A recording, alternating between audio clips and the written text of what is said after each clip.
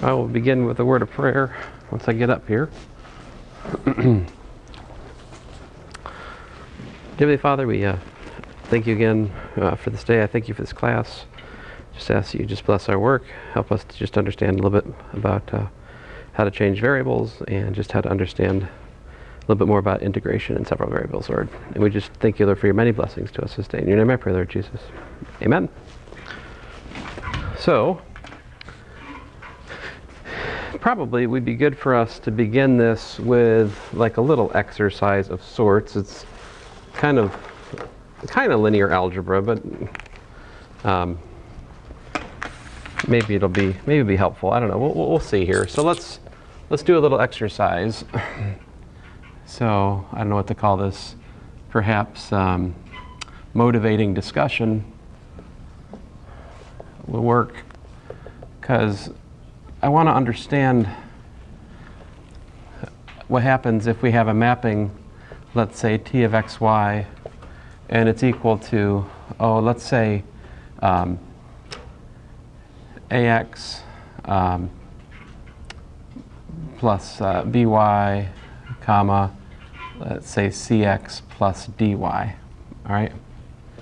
Now, for those of you who've had Math 221, you might already know that if we look at this as a column vector, right?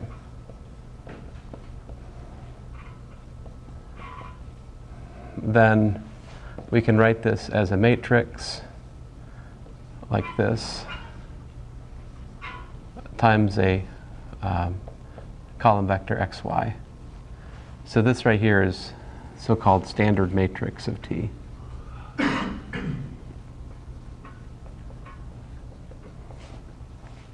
And T is what's called a linear transformation.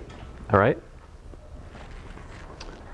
So it's an interesting exercise to see what happens if we, let study what this mapping does to a particular shape. Now, you can prove that a linear transformation, what it does is it maps lines to lines. All right? Okay, well, sometimes it can take lines and crush them to points or something, but generally, if it's behaving well, it'll map lines to lines. So if I want to understand how a linear transformation maps like a rectangle, it suffices to look at the corners, because it's going to map the line segments which define the line segment to like new line segments. Maybe it won't be a rectangle anymore, though. Let's find out what happens. So here, I'm going to just look at the most simple rectangle that you can look at in the xy plane, namely what? The unit square. So here it is. Let's see what happens with this one. So let's see here. This point is 1, 1. This point is 0, 1. This point right here is 1, 0. And of course, you know it, you love it, the origin. Let's see here. Now I want to see what happens if I map that under this linear transformation. Where do these points go to? What is t of 0, 0?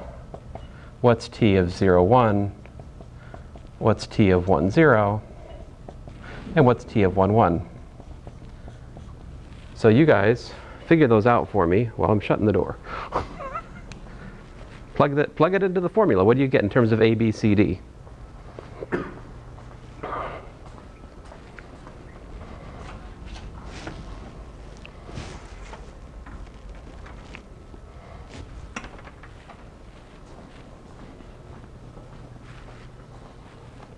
What do we get here in terms of A, B, C, D?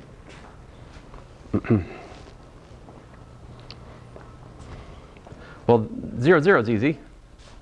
That goes to 0, 0, right? And how about the next one? I plug in x equals to 0, y equals to 1 into this, I get what? I get AC, right? And if I plug in x equals to, my bad. That was x equal to 0. What did that give me? That was the next one, wasn't it? This was AC. The last one was what? That's actually what? BD, yeah. And then if I plug in 1, 1, I get what? I get A plus B, comma, C plus D. All right. So if we look at the the transformed region, and we use some new letters. Oh, I don't know. Let's say V and U, just to give something else a chance here. What are the points? Well, our new points are the origin again, right? And so if I call this one, let me call this one A. Let me call this one B. Let me call this point C. Let me call this point D for the sake of discussion. So here's A prime. And where does, so this is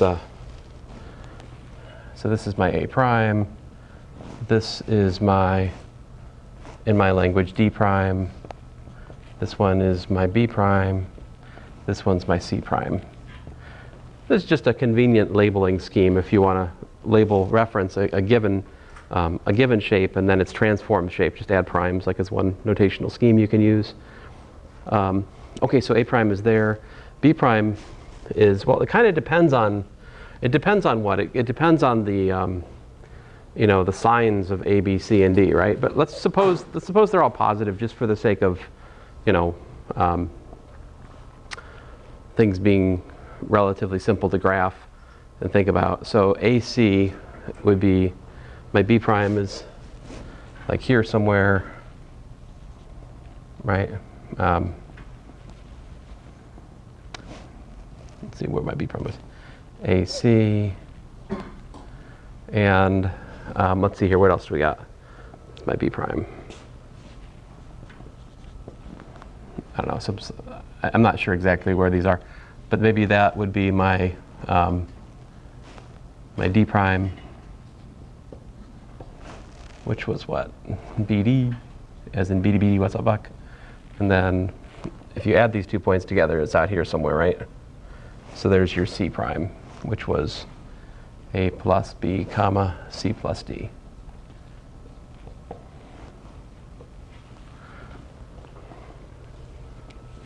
Roughly speaking, and so of course we can, add some edges here, and if I did it right, it should be like a parallelogram.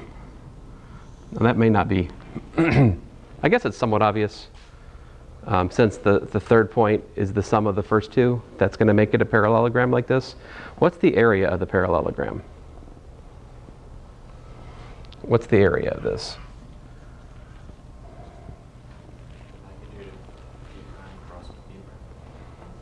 Oh, okay, so you're like, take this vector and that vector, take their cross product. I like that.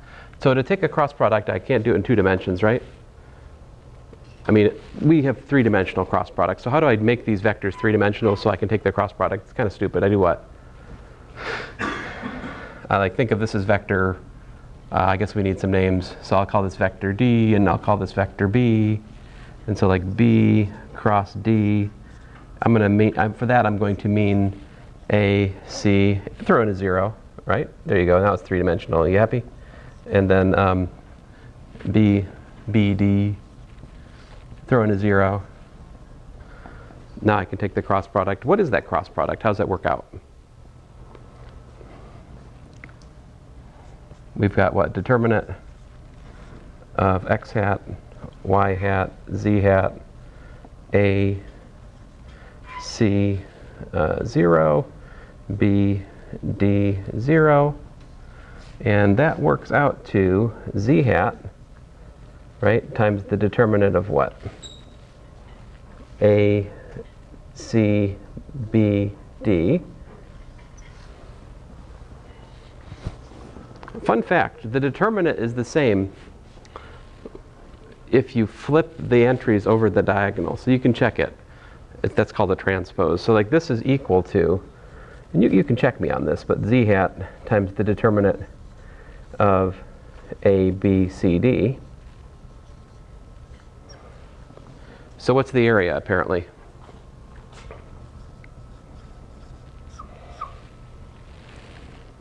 We'd take the magnitude of this, right? Which works out to what? It works out to the absolute value of that determinant, which is what? AD minus BC. Or, if you like, a nice formula is the absolute value of the determinant of the matrix A, B, C, D. The reason we need absolute value, right, is that this determinant could be negative, and we would certainly not want to say that the area is negative, right? Area should be positive. Is there any questions so far? Yeah. What's the difference between a determinant and a matrix?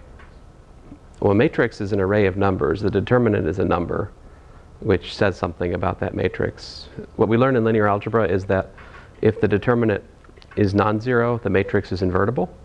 But if the determinant is 0, then the matrix is not invertible.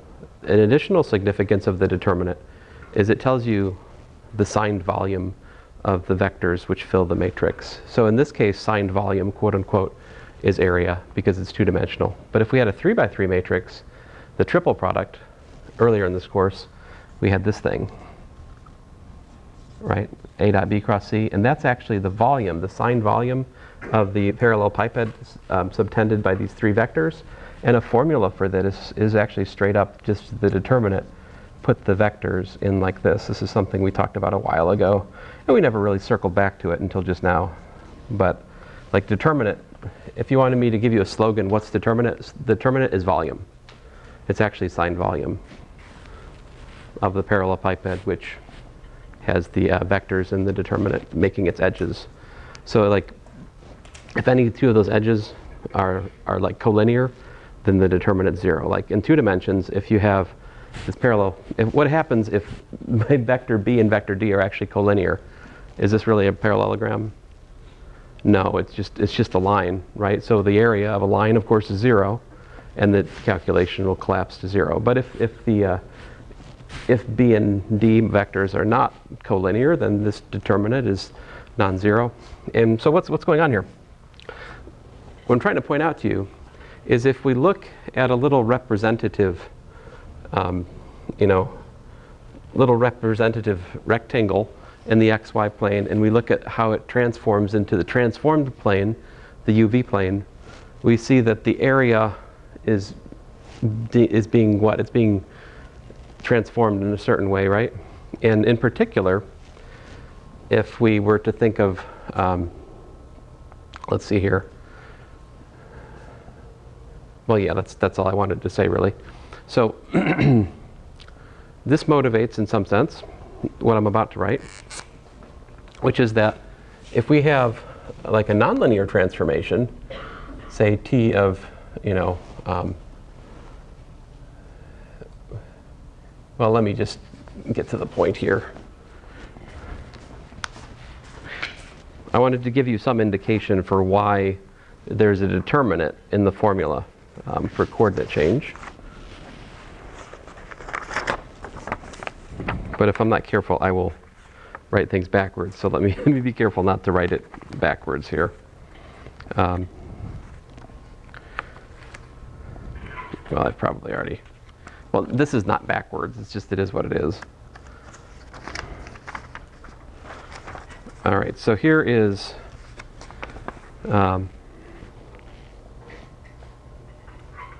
Let's see here. If I can find a marker that's working.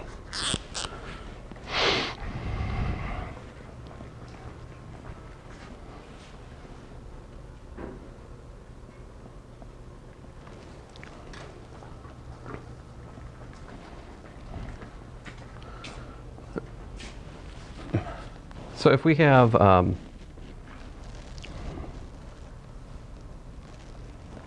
t, so here's the thing is my t goes, my motivating example, it goes backwards of the way I need it to, unfortunately. So I let me call this S. I'll let S be a mapping from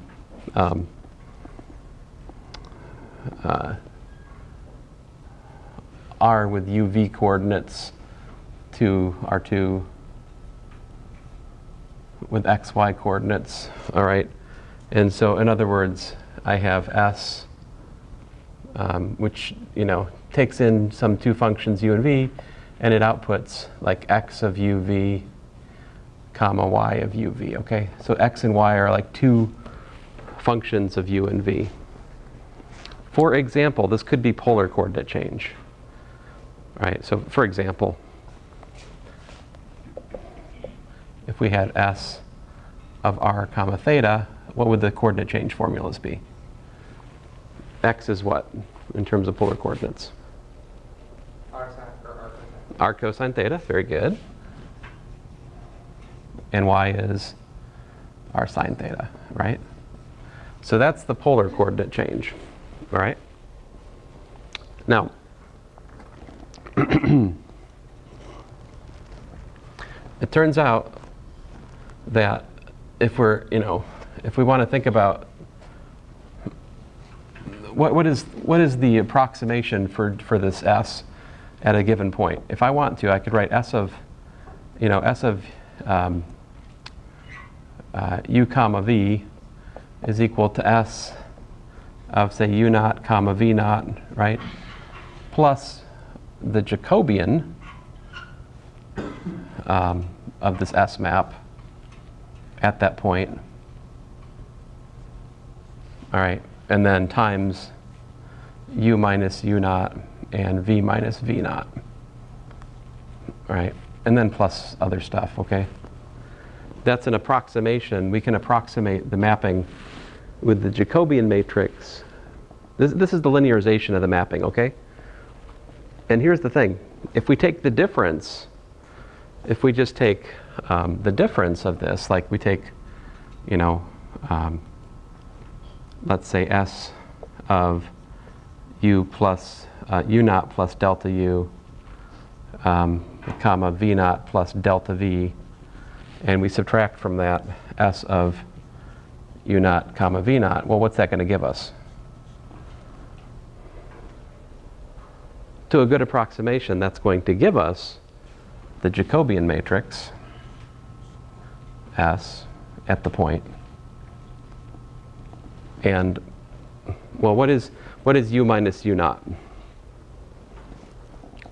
So here I'm putting, what am I doing here? I'm putting u equal to what?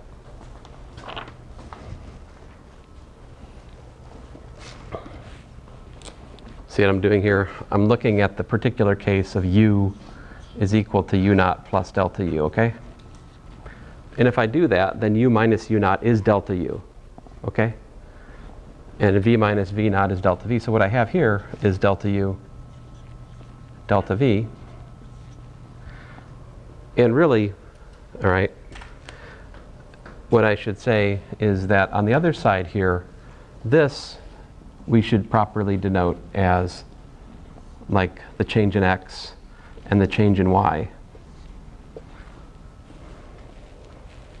It's the change in x and the change in y. And so essentially by the motivating example that I did a second ago, we can think about the area that we get from a little delta u, delta v, and think about how that transforms into an area correspondingly, delta x, delta y. And so what we have is that, delta x, delta y is equal to the determinant of this Jacobian. And so the Jacobian is, what is this actually in detail? That is partial x, partial u, partial x, partial v, partial x, partial, my bad. Oh man, look at that.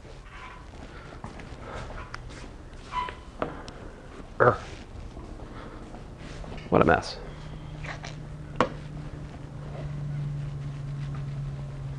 So partial y partial u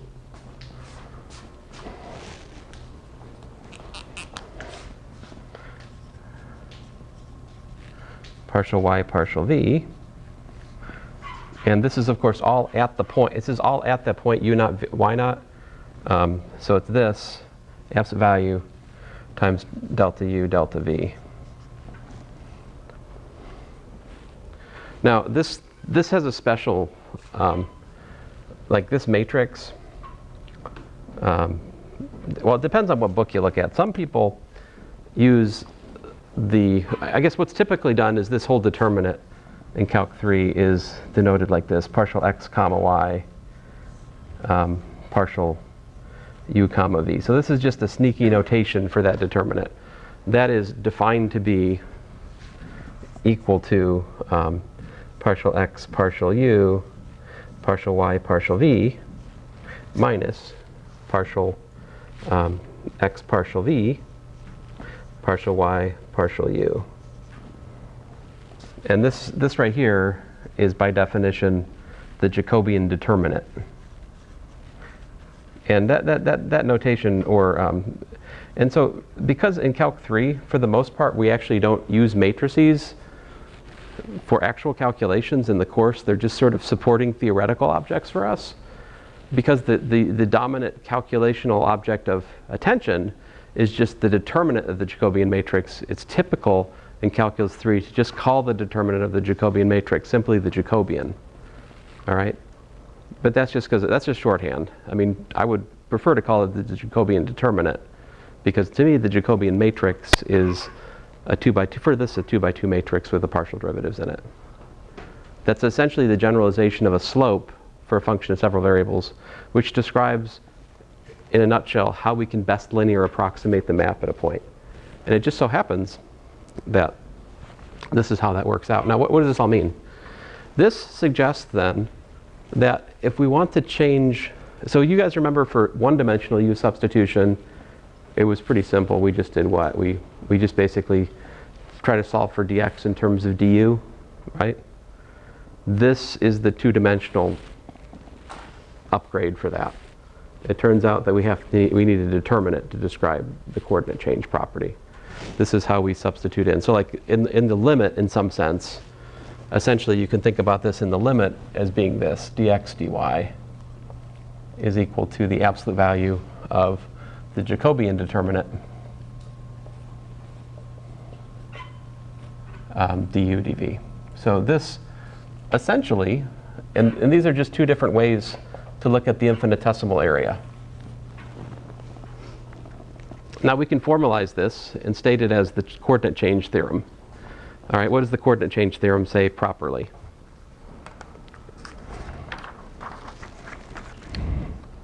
The coordinate change theorem properly says the following.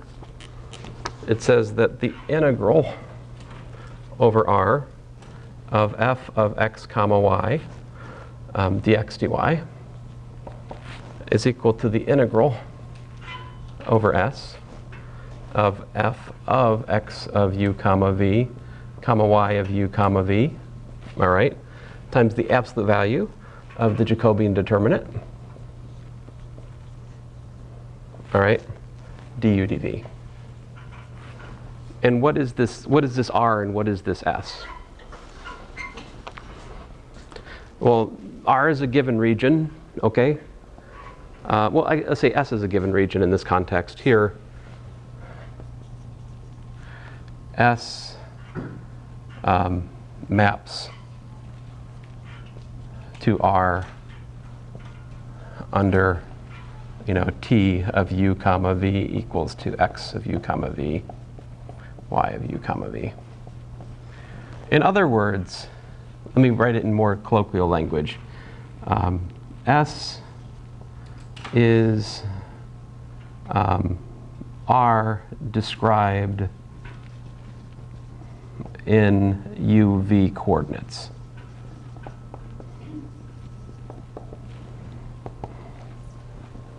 That's actually how I think about it. I don't actually usually think about a mapping directly. I think about just changing coordinates. So the principal example we're interested in today is just the polar coordinate example. What's the Jacobian determinant for the polar coordinate system?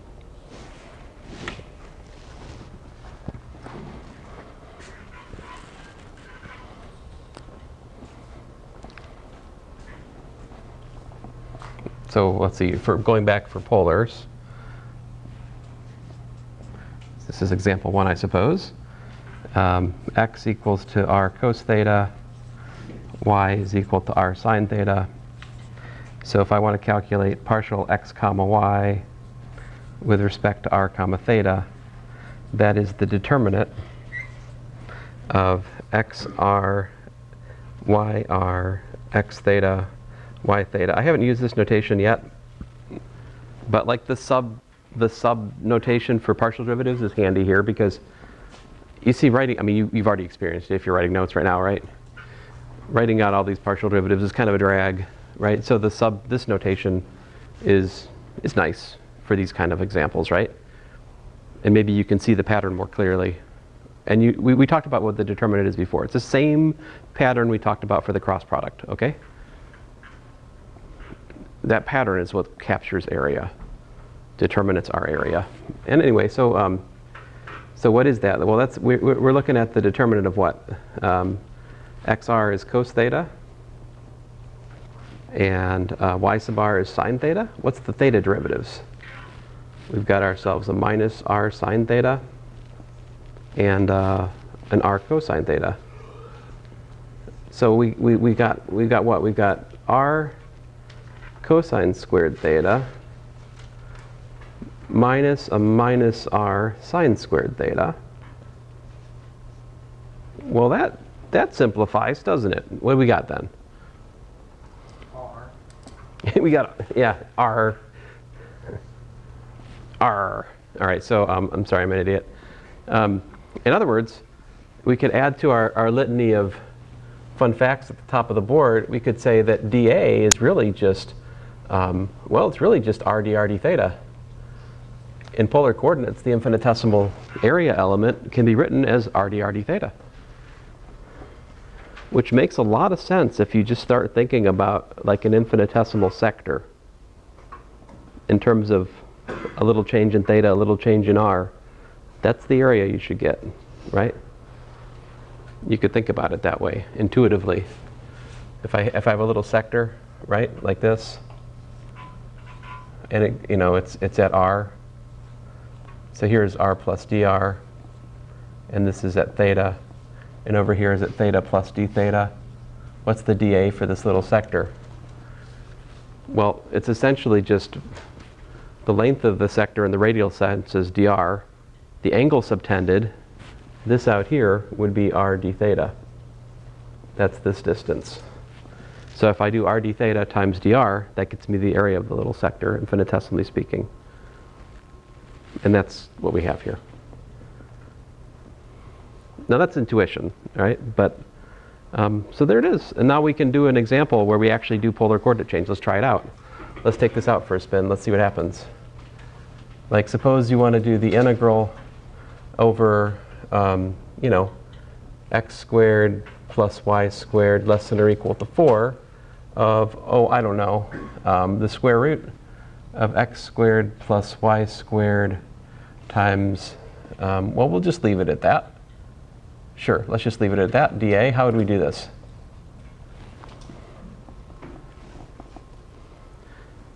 We would say, we are so happy that we were not thinking about doing this example yesterday, because yesterday this would have been horrible. Not more horrible than what we did yesterday, but horrible nonetheless. I mean, but to actually calculate it would have been unpleasant, right? But now it is stupidly easy. This is a circle of radius 2 rather, right? And what's my theta running out over?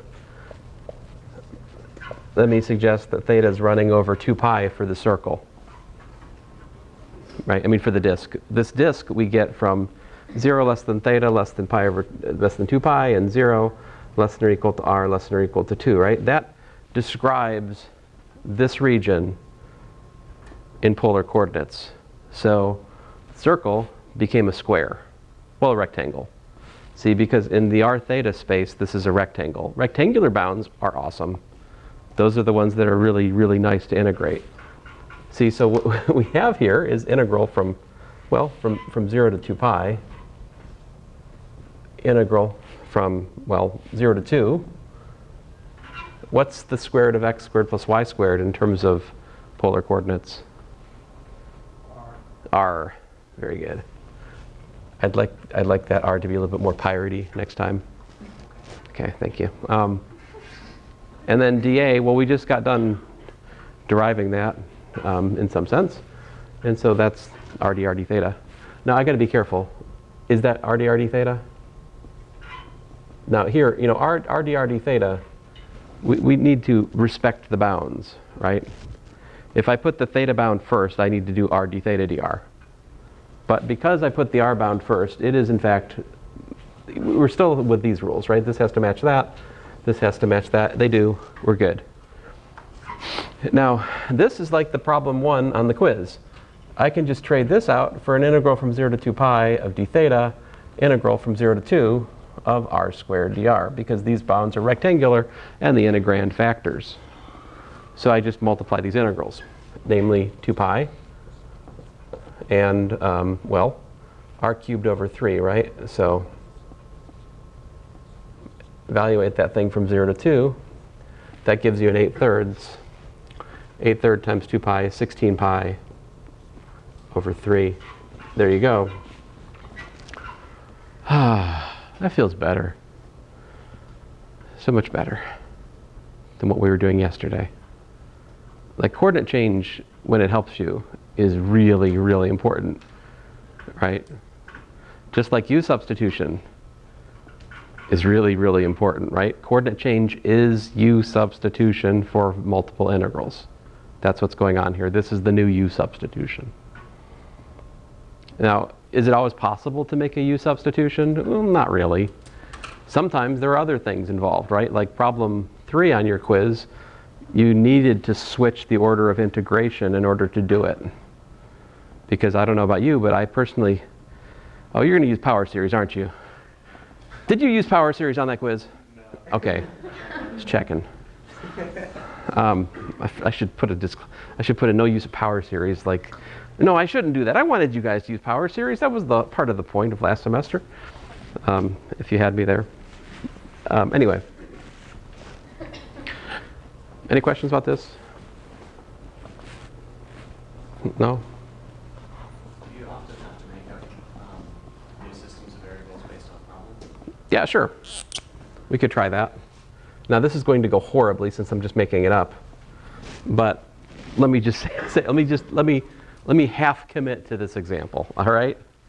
So suppose you're up against something like, oh, I don't know, the integral, double integral over like the square root of, you know, 3x minus 2 times, you know, 2x plus 1.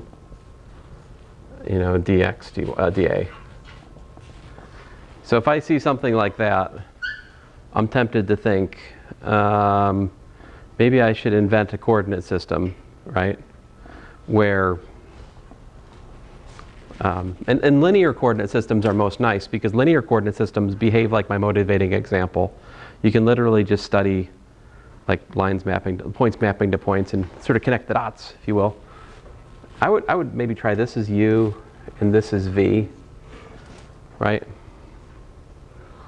And I'm so glad you asked this question because it reminds me of something I need to tell you guys about. So in this context, so then of course you'd have like what? You have like integral over square root of U times V, which would be pleasant to integrate, right?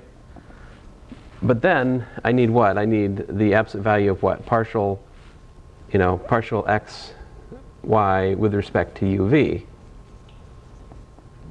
right? And then we'd have like a du dv over here, right? I'll put dx dy to be, that's just helpful for this discussion.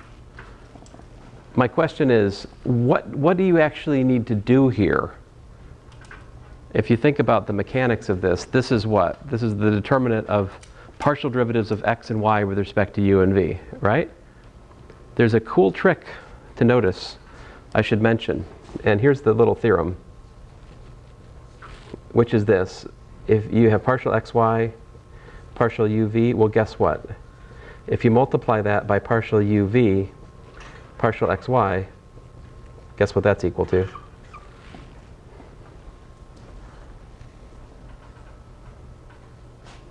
Ellie has a theory. Go for it. 1, right? I was going to say your choices are 0 or 1. Choose wisely, but yes, 1. The reason for this is simply that if what this notation is talking about is basically like this is the determinant in my current language of S, and this is the determinant of S inverse essentially. Jacobians, but nonetheless, that's why this is happening. It's because you're basically looking at the composition. Oh man, of a anyway. This is something that's true. I don't need to prove everything in here, right? The proof of it is just stupidly simple if you know advanced calculus. Of course, you don't know advanced calculus because first you need to take calculus 3. But you know, if you'll allow me some comments from a possible future for you. So this is like super nice because this means I can instead, what is partial uv partial xy here? Well, that would be the determinant of what? Ux, vx, uy, vy. What's that equal to?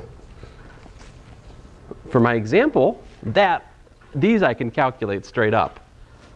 See, because this is my u, and this is my v. Ux is 3, right? Ux is 3. Uy, oh, no. Ellie, you should have said 0. Because it's not a legit coordinate transformation.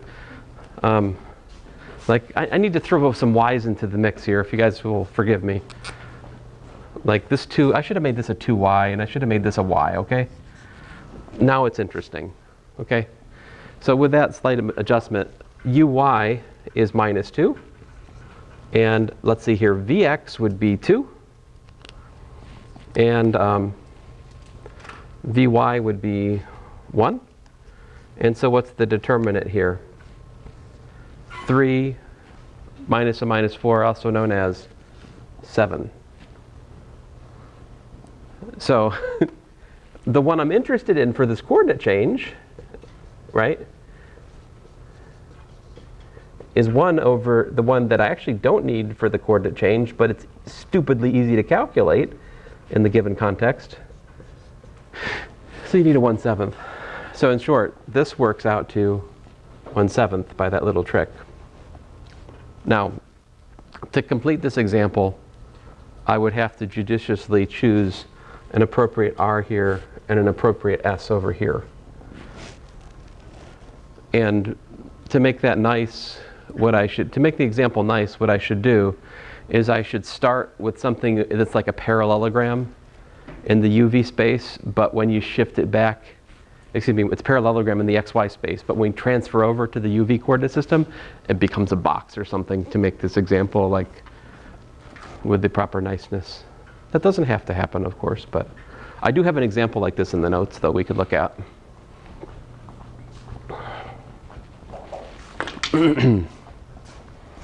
So that's a great question because I sometimes forget to talk about this little trick. What would we see? It's not insurmountable for this one.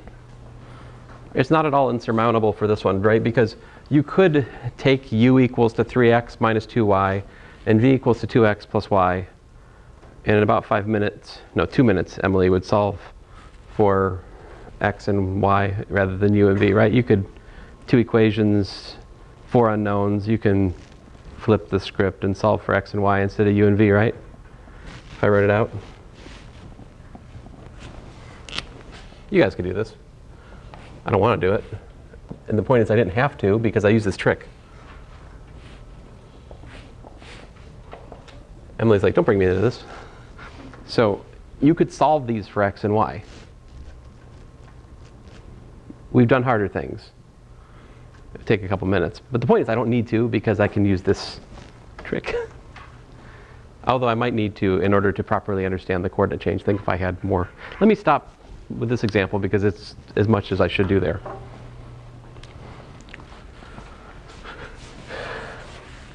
In fact, let me shift over to the projector at the moment because I do have some really, I think, nice examples in the notes that I definitely don't want to work out again on the board. So Sam is starting to ask a question, which is a good question to ask, which is essentially the question, how do we know which coordinate change to use? Like, how should we know if we're looking at a given integral that we maybe should be thinking about a coordinate change? And which coordinates should we use?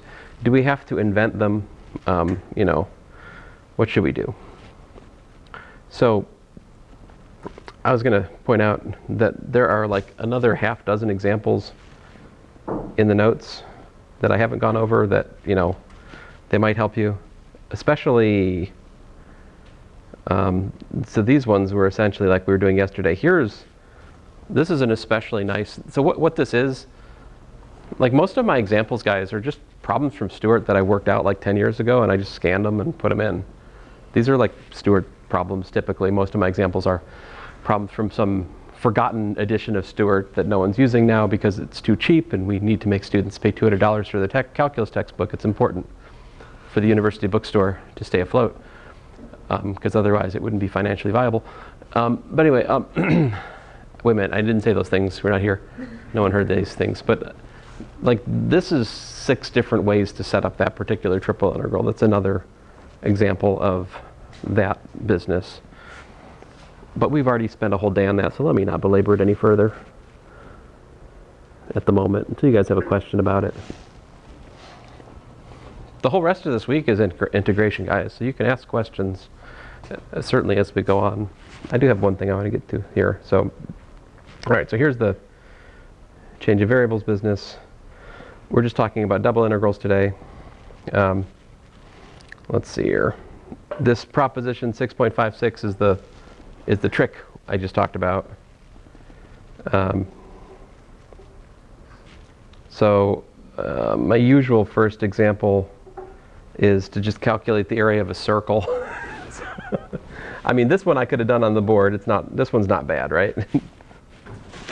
But I mean, I'd like to draw your attention to how much simpler calculating the area of a circle just became compared to our previous methods. Of course, you already know this from your study of polar coordinates in Calc 2, right? But sort of Calc 2, Calc 2 kind of just jumps in where? Like right here, right? You just do this r out squared minus r in squared times 1/2 d theta, integrating over the appropriate like theta bounds. That we're deriving that here from a more base principle, which is just change of coordinates, all right? But anyway, so there you go. Pi a squared is the area of a circle of radius a. No surprise there, I suppose. This one is the example I was thinking about. Well, it's at least one of the examples. I think I have a couple of these, but I have one with pictures later. But here is exactly what I was just talking about. Like, I'm letting that be u, I'm letting that be v, I think. And then I actually solve for x and y this time. And that gives me this coordinate map, coordinate transformation.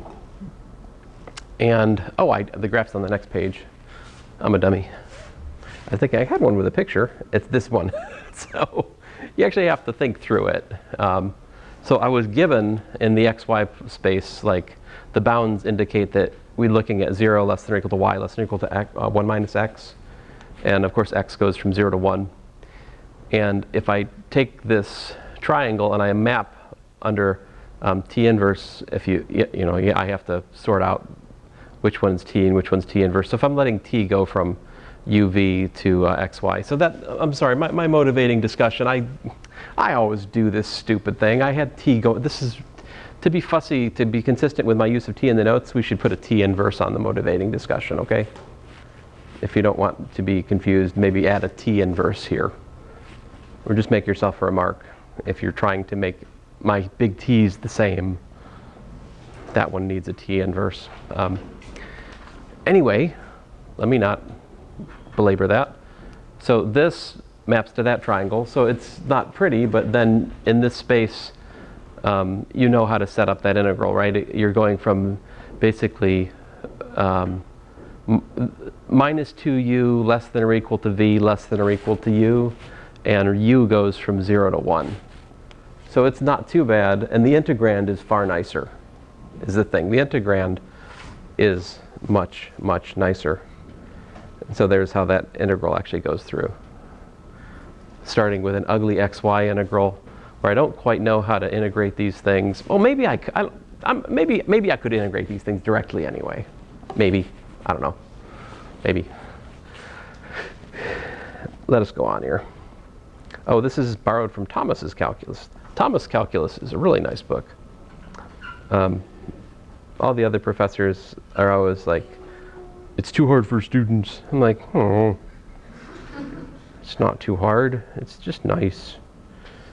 But anyway, so here is integral of 4 minus x squared minus y squared. So like, to go back to a question I was starting to pose, how do you know what kind of coordinates to use? Well, if you've got an integrand that's looking like this should yell at you, use polar coordinates, because that is 4 minus r squared.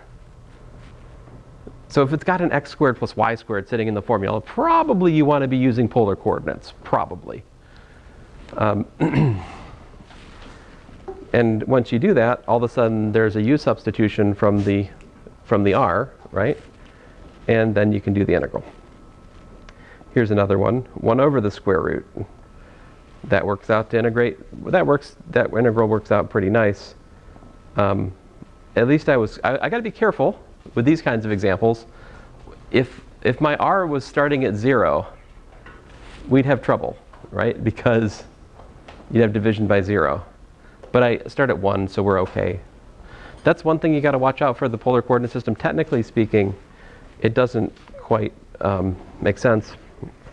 And here's my final example for today. This is what not to do. Here's what not to do with polar coordinates, which would be to calculate the area of a triangle.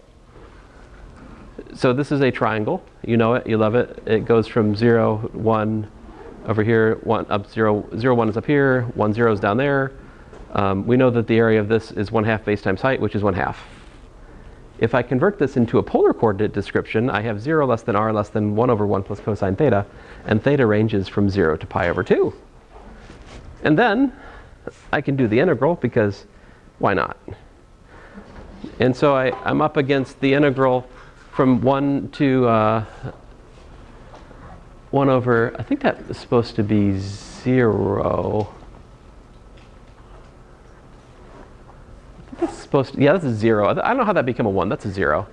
But it became a 0 down here, look, so everything's okay. And then that gives you this, which is the cosecant, that's cosecant squared of theta plus pi over 4, right? Because everybody knows that sine theta plus cosine theta is like, you know, sine of theta plus pi over 4.